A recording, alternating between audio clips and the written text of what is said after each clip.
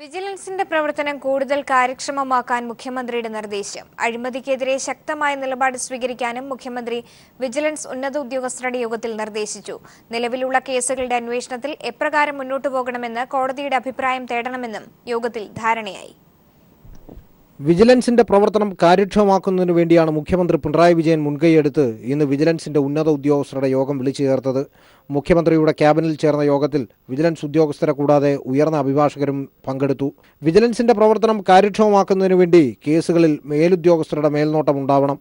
SP, DYSPമാർക്ക് കേസുകൾ register ചെയ്യാനുള്ള അവകാശം ഡയറക്ടറുടെ അനുമതിക്ക് വിധേയമായിരിക്കും. അഴിമതി തടയുന്നതിനായി സർക്കാർ ഓഫീസുകൾ കേന്ദ്രീകരിച്ച് കെണിയൊരുക്കലുകൾ വേണ്ടിവരും. ഇതിന്റെ സാധ്യതകൾ വിജിലൻസ് പരിശോധിക്കണം. പ്രാഥമിക പരിശോധനാ ഘട്ടത്തിൽ പ്രതിയെന്ന രീതിയിൽ പരിഗണിക്കേണ്ടതില്ല.